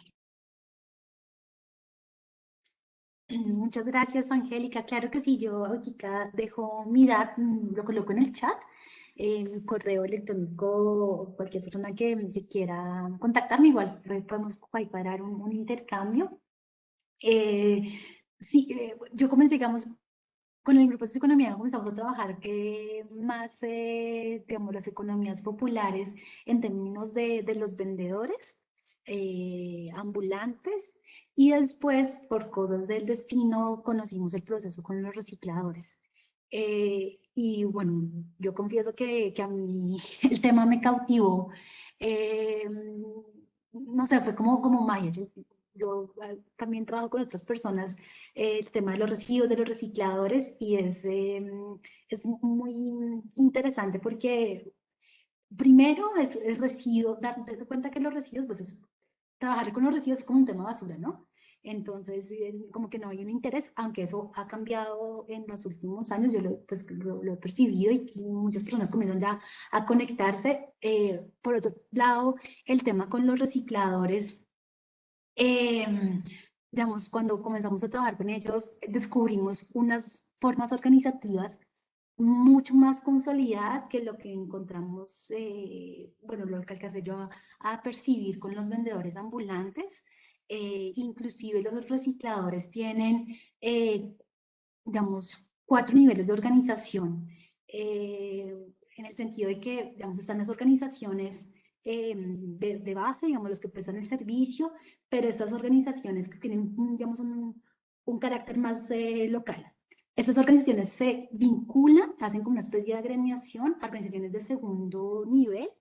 Y entonces, por ejemplo, ahí tenemos por la Organización de Recicladores de Bogotá, donde participan como 40 organizaciones, digamos, de base, pero también está otro que se llama ARUP, y bueno, hay como esas necesidades de articulación, porque saben que si no lo hacen colectivamente, pues la pelea es más dura.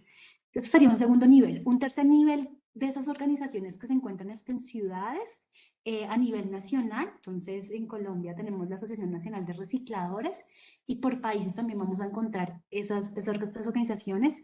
Imagínense ustedes que hay un cuarto nivel y es que los recicladores tienen un movimiento mundial, digamos, en las que se encuentran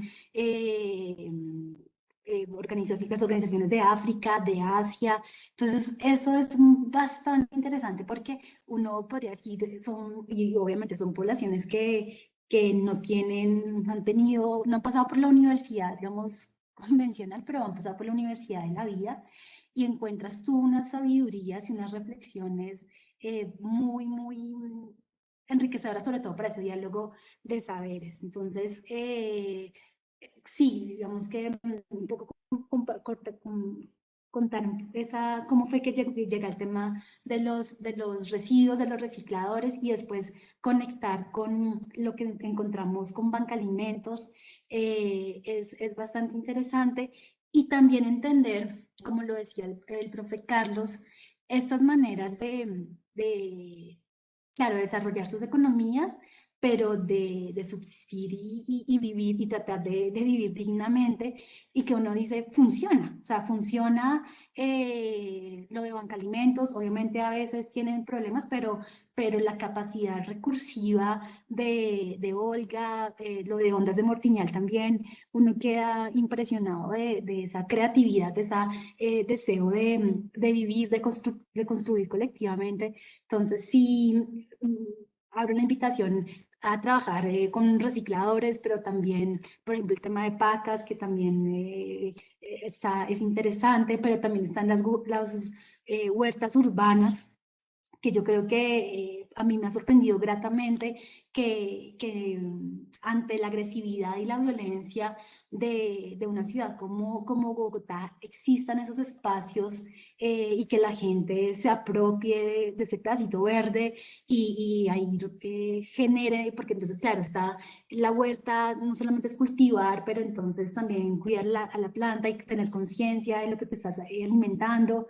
Entonces, y que también entonces tú conectes, seas consciente de que si tú en tu casa haces una labor de separación y apoyas no solamente a los recicladores, también estás teniendo un impacto sobre las personas que viven al lado del relleno y ahí, digamos, esa colectivización de la lucha, pero también de esa búsqueda de beneficios me parece interesante. Entonces, eso, reiterar la invitación a acercarnos a esos procesos y claro, desde la academia tenemos bastantes cosas que decir, pero ellos también tienen bastantes cosas que enseñarnos y construir colectivamente. Entonces voy a colocar aquí en el chat mi correo, cualquier duda, y también les voy a compartir el link de un documental en el que participamos, muy interesante sobre el Sirirí, para que también tengan la oportunidad de verlo después.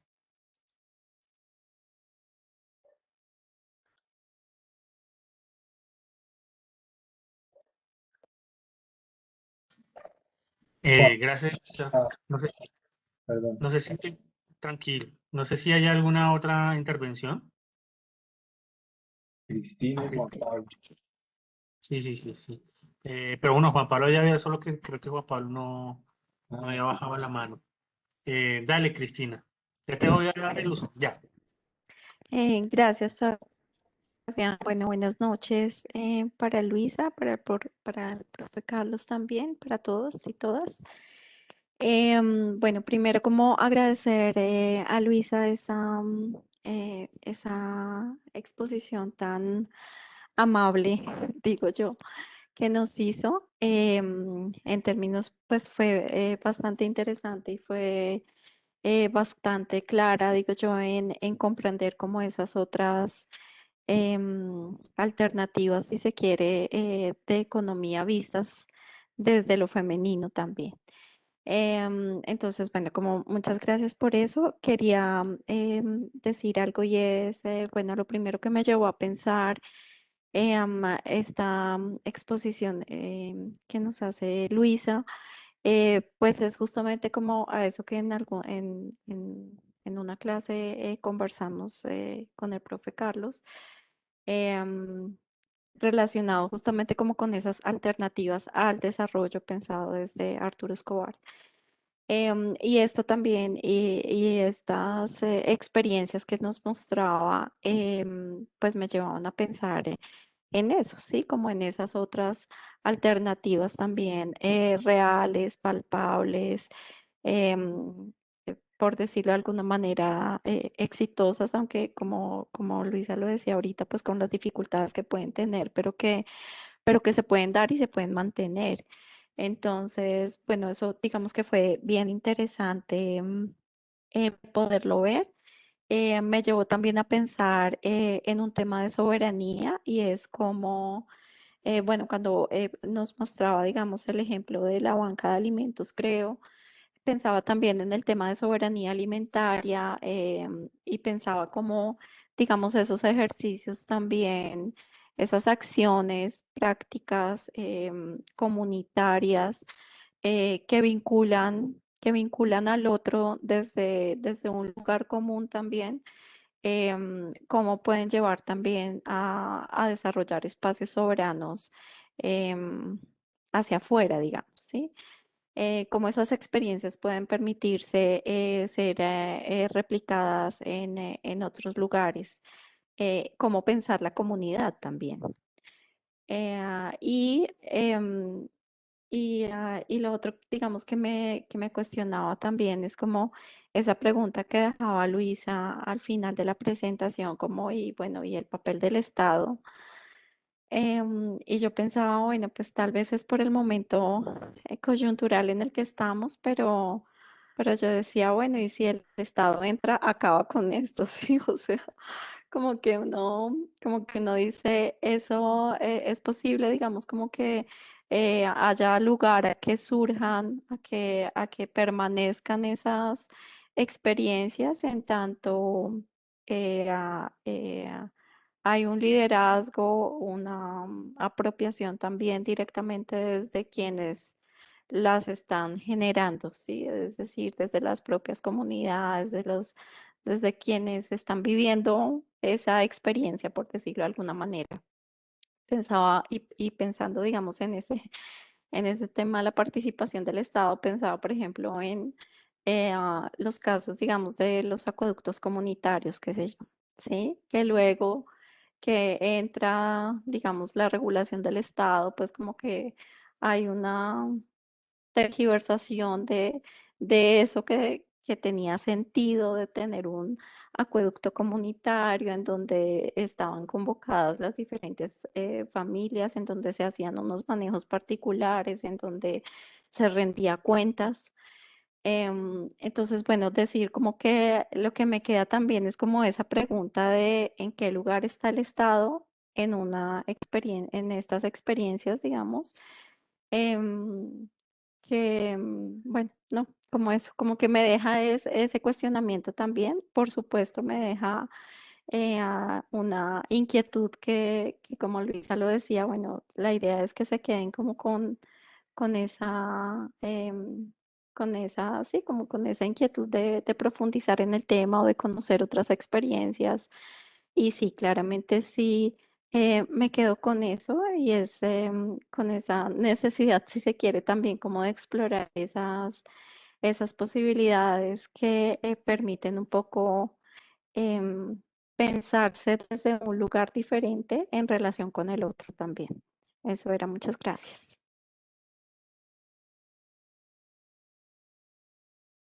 Muchas gracias, Cristina, por tu intervención y por tus comentarios y preguntas.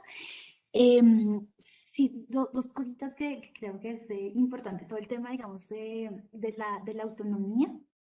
Sí, es una reflexión que ha traído Arturo Escobar y otras personas a partir del trabajo que ellos han tenido con las comunidades del Pacífico.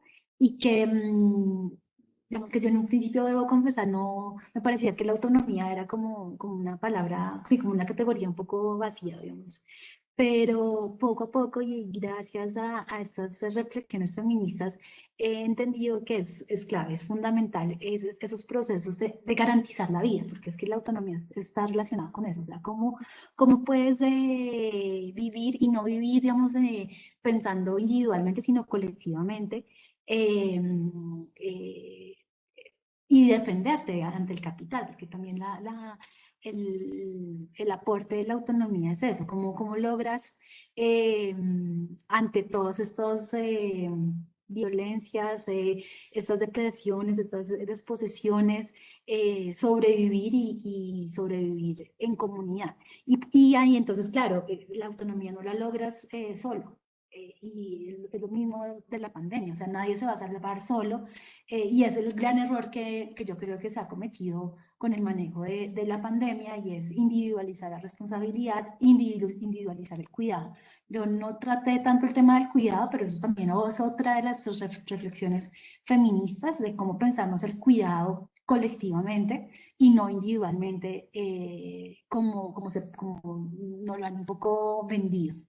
Entonces, y efectivamente el rol del Estado juega ese papeles en función de los intereses del capital, entonces promueve lógicas individualizantes, cada uno que asuma su responsabilidad, y también el Estado se vuelve, como tú lo mencionas, una amenaza, ¿no? Porque pues ha estado cooptado por esos intereses y porque de todas formas la lógica, digamos, de Estado en una perspectiva, digamos, de proteger a las sociedades, pues se ha perdido y en ese sentido yo por eso también ponía la pregunta de, bueno, y el rol del Estado, porque uno podría pensar en pequeñas comunidades, que también puede ser una crítica que se le hace a estas experiencias, por ejemplo, que yo les presenté, que es muy a la escala micro, que no va a tener un mayor impacto, y entonces el Estado, digamos, como que no tendría que funcionar, pero por el contrario. Y luego también lo mencionaba en la presentación, esa es la necesidad de, digamos, recuperar el Estado, digamos, a favor de las comunidades, de la reproducción de la vida, digamos, de la construcción de un país que replantee, digamos, el norte que se le está dando. Y ahí, por ejemplo, el tema de la denuncia a todo el cultivo perdón, al cultivo no, sino la lucha contra los cultivos ilícitos con el glifosato, pues que eso no puede ser una política de Estado, o sea, un Estado que busque una garantía de la vida no va en ese sentido, pero nosotros no podemos ser, digamos, dejar de luchar por tener ese Estado a favor de la vida. Y eso implica diferentes procesos. Yo creo que uno es, bueno, críticas básicas como la crítica a la democracia representativa. Es importante apropiarse de todos los mecanismos no de participación, sino de generación de Estado, y pues el tema de la política pública es tan clave. Y yo creo, digamos, que obviamente hay una cosa que son como los gobiernos, pero también hay, digamos, personas dentro de esos gobiernos que están buscando algunas alternativas, y eso en lo local, uno sí esa conexión, digamos, con las alcaldías, con las secretarías, sí, digamos, como a nivel local se puede hacer, y tratar de reconectarse con el Estado, porque también la idea que nos han vendido de esa democracia representativa es que es algo lejano, ¿no? Que tú solamente te dedicas a votar y ya. Pero creo que, claro, en un ámbito rural un poco es una mala cercanía, pero entonces ahí encuentras todo el tema de financiamiento que pues no existen esas posibilidades, bueno, el tema de infraestructura que es un desastre, pero creo que por ejemplo en ciudades como Bogotá también hay espacios donde uno puede ir articulando tanto lo que se va haciendo en esas prácticas, por ejemplo, vuelvo al caso y al ejemplo de las vacas digestoras, cómo ellos se organizaron y directamente comenzaron a interlocutar primero con la UAES, pero también con el Jardín Botánico y también con la policía, porque no iban a permitir que les destruyeran sus pacas. Entonces, sí quisiera dejar como ese mensaje de que no, a pesar de la amenaza que representa el Estado, pues nos toca a nosotros también reconfigurarlo y lucharlo, porque de todas formas, pues hace parte sobre todo para controlar que no nos siga perjudicando, digamos. Creo que es un poco otra de las tareas pendientes que tenemos ahí con esa discusión sobre el rol del Estado.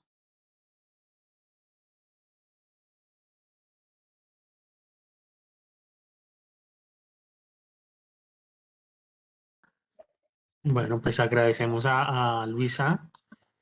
No sé si tengamos alguien más, si alguien quiere hacer una pregunta, al que levante la manito y yo le hago el uso de la palabra.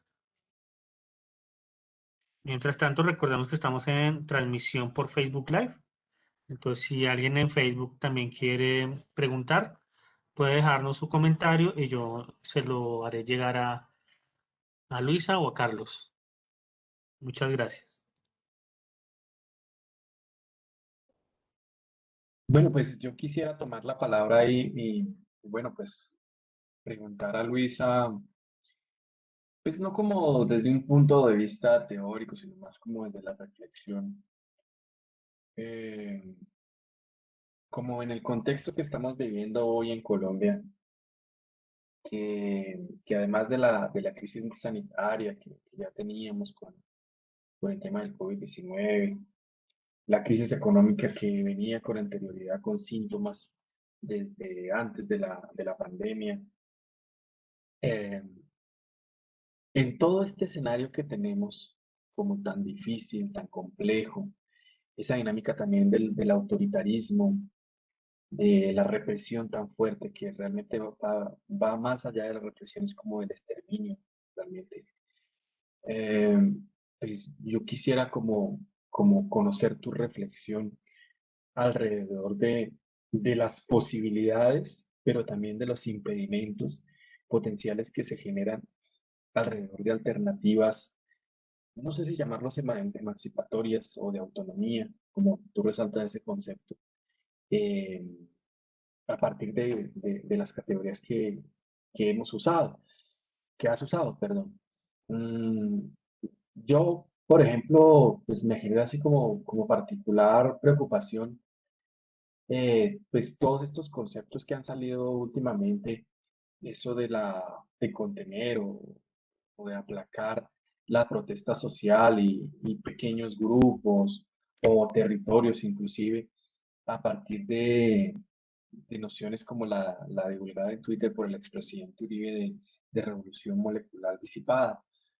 Y es hasta qué punto lo, estas particularidades de los sectores populares, la importancia que adquiere, digamos, como el papel de la mujer tanto en la reproducción social, biológica, pero también pues uno lo ve en las protestas, o sea, en las fotos uno no ve solo hombres, en las primeras líneas, digámoslo así, de las luchas populares que se están dando en Colombia, en el paro.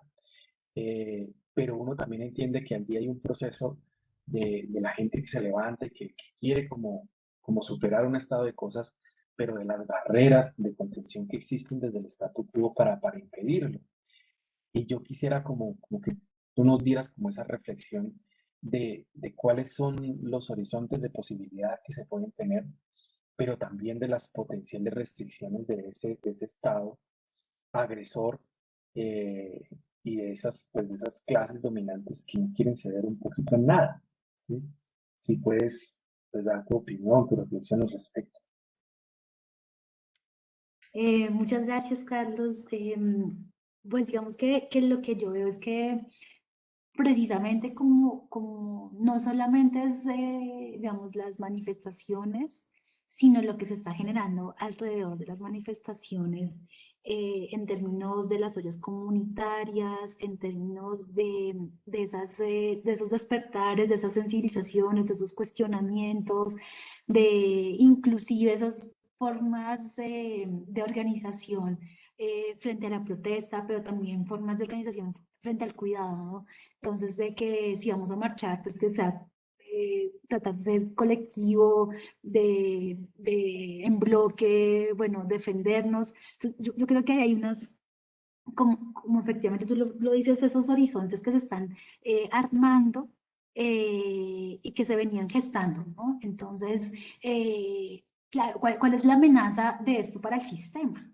O sea, lo que nos estamos encontrando es que, y por eso la represión tan fuerte y que cada vez y va a seguir siendo fuerte, es que y vuelvo al tema, digamos, de esas autonomías, cómo se puede organizarse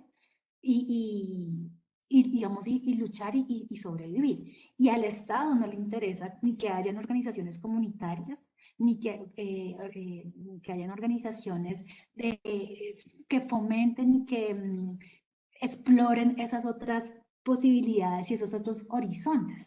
Entonces aquí lo que está en juego efectivamente es seguir imponiendo a través de la violencia más, cada vez más fuerte,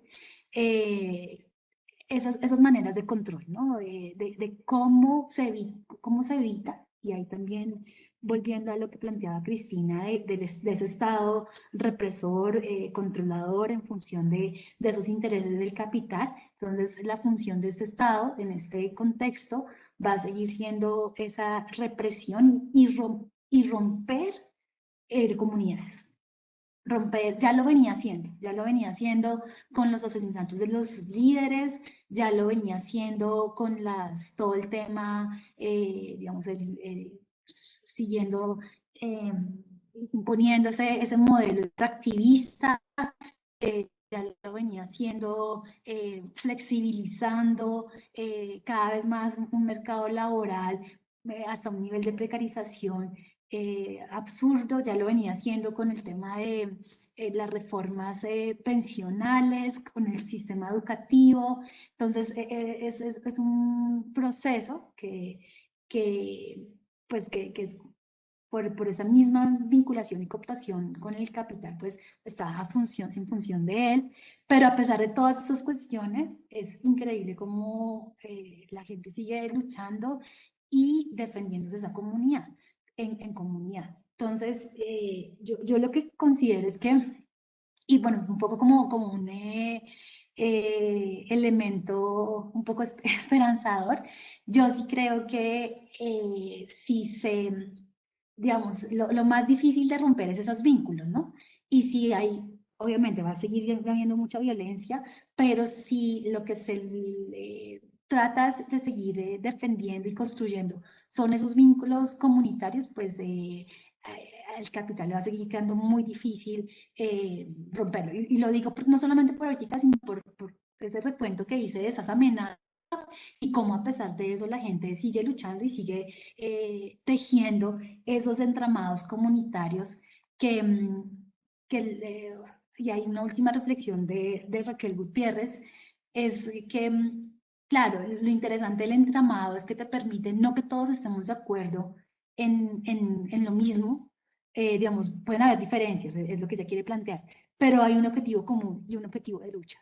Y creo que en ese sentido el objetivo de lucha, y por eso también las reflexiones feministas buscan eso, unámonos en torno a ese objetivo de defender una vida digna para vivirla y sigamos luchando en ese objetivo a pesar de nuestras diferencias, pero no podemos no podemos tener claro que lo que está en juego es la defensa y la reproducción de la vida. Entonces, un poco como eso, sí va a seguir la violencia, va a ser, pero el resistir colectivamente, por lo menos le va a dar un sentido a nuestra existencia.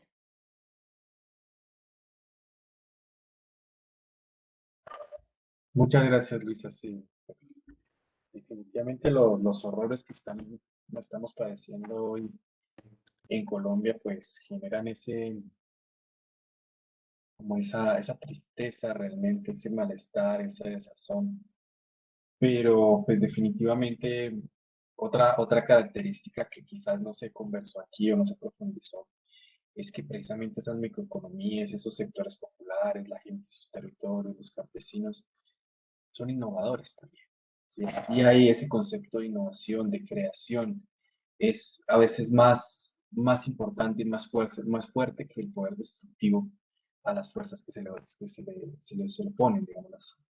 Entonces, pues sí, definitivamente concuerdo con tu reflexión y bueno, pues acompañar y entender todos estos procesos es un desafío definitivamente en materia académica. No sé si alguien más tenga preguntas, comentarios. Nuestra jornada ha sido pues larga y continua. Entonces, pues, si tienen más preguntas, comentarios, tanto para la expositora como para mí o reflexiones en general, bienvenidas.